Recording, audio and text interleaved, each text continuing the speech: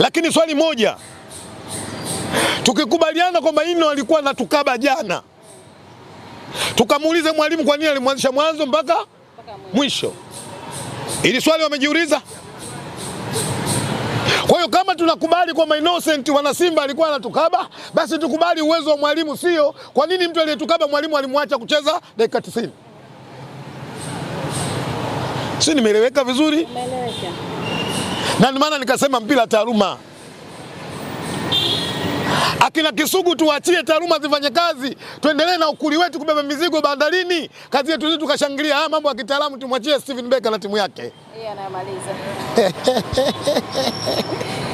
Walimuita Victor Osimhen kwenye mchezo wa kwanza tu huko Rwanda, lakini hapo jana mambo yamegeuka tena. Ni kijana mdogo mwenye umri wa miaka 19, ni mzaliwa wa Mali, amecheza kwenye ligi ya Mali. Mwaka jana yeye ndo amekuwa mfungaji kwenye hiyo ligi ya Mali. Mwaka jana ametoa zaidi ya assist 5 kwenye hiyo ligi ya Mali. Kikubwa tumuombee kwenye dua na sala. Mimi naamini kama karata sisi tumeramba dume kwa Ibrahim Dumbe. Yes. Tumeramba dume. Na hiki ambacho ninachokisema, moja katika vitu ambavyo Salome na waandishi wa habari na wahusia, hichi kipande kiwekeni, baada ya wiki moja njoeni mnaulize Kisugu nini ulisema na nini kinatokea. Baada ya wiki moja. Yes.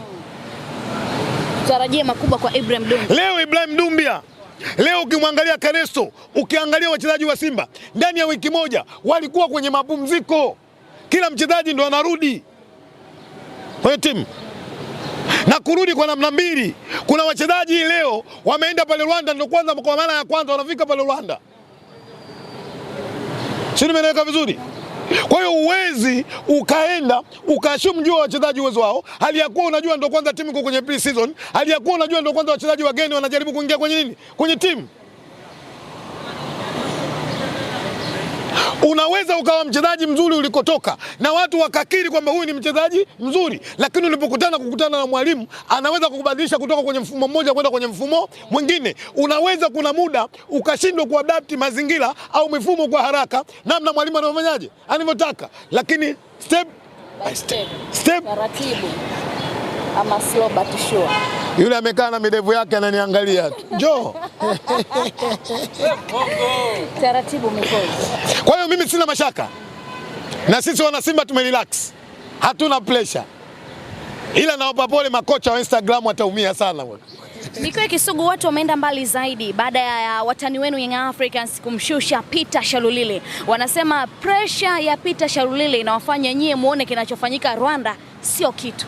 Tuanzie hapo. Shalulile mlimhitaji kwenye kikosi cha Simba, tetesi zilikuwepo, lakini watani wenu wametoa takriban bilioni 1.8 kuinasa saini ya Peter Shalulile Mikoa.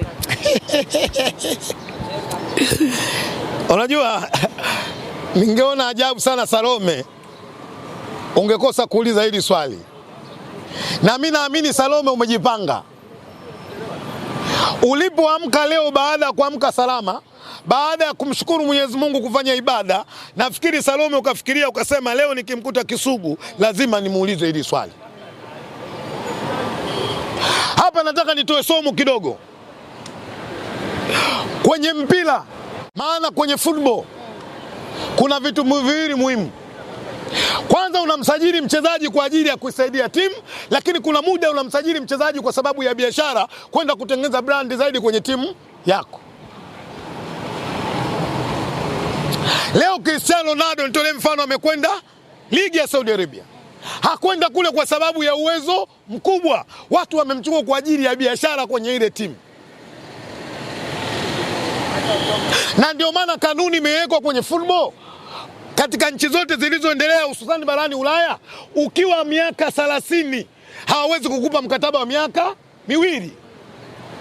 Sikizeni vizuri, nchi zote za Ulaya ukianzia miaka 30 hakuna nchi ambayo itakayokupa mkataba miaka 2. Una maana gani mkoa? Tulia wewe, si unachokoza haya. Takupiga mule najua utaumia, lakini vumilia. Kwa hiyo leo watu wanamzungumzia mchezaji aliyekuja Dar es Salaam Young Africans. Kabla ya mchezaji nataka kutoa somo Mimi jana wakati napita kwenye mitandao ya kijamii nikakuta timu moja inaitwa Mamelodi Sundowns imetenga bilioni 120 kwenye msimu kwenye usajili. Bilioni 120 bajeti ya kwenye usajili. Timu hiyo inayotenga bilioni 120, nini maana yake? Maana yake inatengeneza mpango wa kwenda kufanya vizuri katika mashindano ya klabu bingwa barani Afrika. Timu hiyo iliyotenga bilioni 120, timu hiyo yenye mpango kufanya vizuri kwenye bara la Afrika, inakwenda kumwacha mchezaji, wewe unakwenda unazoa. Tulia, umeyataka hayo. Mimi nisema ukweli, wala nisiogope, wala nisiteme macho. Na mheshimu Peter kwa historia, si mheshimu Peter kwa uwasilia wa sasa. Unamheshimu kwa historia, sio kwa uhalisia wa sasa. Yes. Ukiwa unamaanisha sasa hivi 2021 Peter anatemka Mamelodi anafunga goli 23. 21-22 Peter anafunga goli 12. Salome amepanda ameshuka? Ameshuka. 22-23 Peter amefunga magoli 9. Nani mwanaume anaweza kukataa hii rekodi naitoa? Aje. 9. 23-24 anafunga tena goli 9 kwenye msimu. 25-26 amecheza mechi 16. Mechi 8 ameingia kama substitution. Mechi 8 ameanza, amecheza dakika 657, amefunga goli 3. Kama Mamba anakataa aje? Unakwenda kununua 2.8. Unamaanisha watani rekodi. Nani anakataa? Anasema rekodi hizi za uongo. Nani? Unamaanisha watani wamekwama kwenye usajili wa Peter Shalulile. Ukiumia tu. Namba zipo kwa ajili za kusomwa, namba zipo kwa ajili ya kuzungumzwa. Na mheshimu Peter kwa historia yake, lakini si mheshimu Peter kwa uwasilia. Uhalisia. So uwasilia. Leo hii Peter amekwenda Yanga kwa free agent. Ndivyo sivyo? Kweli. Kuna free agent za namna mbili. Hapa watu hawaelewi. Free agent za namna mbili. Kuna free agent ya mchezaji kuhitajika na timu lakini kuikataa timu. Sinaeleka vizuri. Anaikataje? Wanamwambia bwana, mkataba unaisha, sisi tunahitaji kuongeza mkataba na wewe. Mchezaji anasema hapana, namalizia mkataba wangu na kwenda kutafuta maisha mengine. Hiyo free agent ya kwanza. Ya pili? Kuna free agent ya pili. Timu haikuhitaji mchezaji, mkataba unaisha, ndani ya miaka miwili mpaka unaisha, hakuiti tena mezani. Swali nauliza, katika haya mambo mawili, Peter Mamelodi kipi kilichomtokea? Niambie Salome. Na kama kunambia na hapa lazima interview. Cha pili. No. Usiseme tu cha pili. Leo waandishi wa habari njoeni hadharani mseme kwamba Peter ndo kaiacha Mamelodi au Mamelodi imemwacha Peter, semeni. Mamelodi ndo imemwacha Peter. Sasa leo tulete akili ya kawaida. Mamelodi hahitaji kufanya vizuri kwenye mashindano ya klabu bingwa barani Afrika? Anahitaji kufanya vizuri. Kwa nini namwacha mchezaji quality?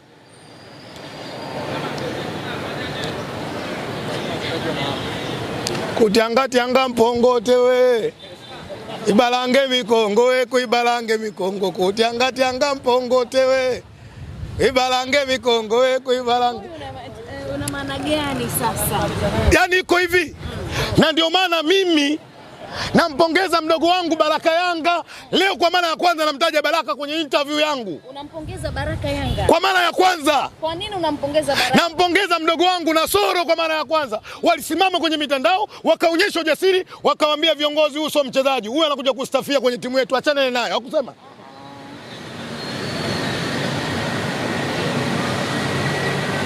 Hapa nikamkumbuka swaiba wangu wa karibu sana, diwani anayofanya vizuri maeneo ya Kariakoo, Haji Manara almaarufu nani, akasema kule wenye akili wawili. Sasa mimi nateua katika wawili, mmoja Baraka, mwingine Nasoro.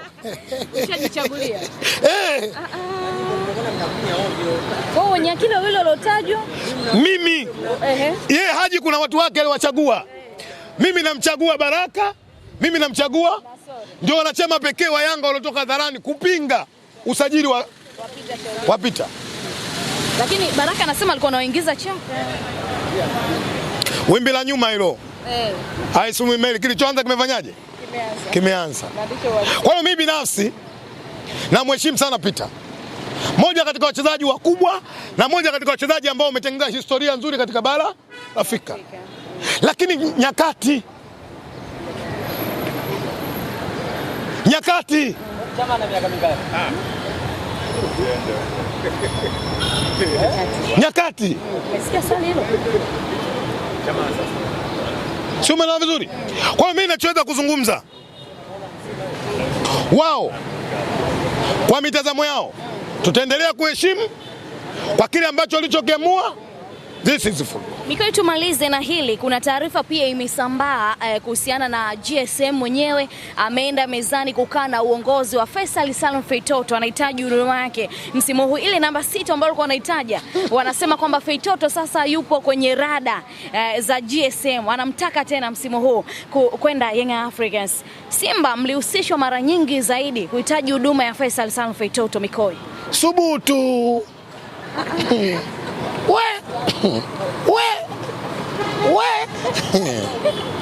Unajua vizuri Azam Football, unajua vizuri Azam Group. Haiwezekani Mikoi. Chini ya Ablo Abubakar. Unajua vizuri Azam. Chini ya Yusuf, unajua Azam. Sikiliza ninachokuambia. Na hiki nimeshakwambia Salome, utaki kukizingatia mdogo wangu. Kizingatie na rejea tena. Na hili swali sitakujibu tena. Al Ahly Tripoli kutoka Libya imeweka ofa kwa Azam juu ya Faisali dola milioni 4. Shillings ni bilioni 10 na something.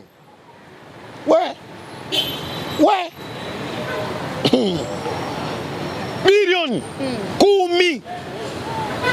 Al Ahly Tripoli. Na kama kuna mwamba anaweza kutaka sema Kisugu muongo aje, nimpe evidence. Kama mtu anakataa dola milioni 4 dollars, shillings bilioni 10, ende pale ambapo Simba tunatarajia kwenda kuchimba dawa.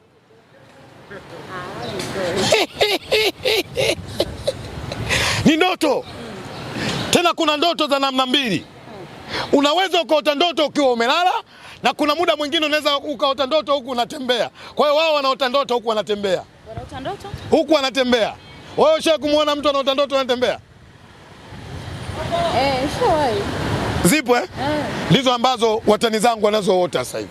Uamini kwenye. Narudia nasema haipo. Haipo. Timu yoyote Tanzania inayoweza kukaa mezani kwenda kuvunja mkataba wa Faisal Salum. Haipo.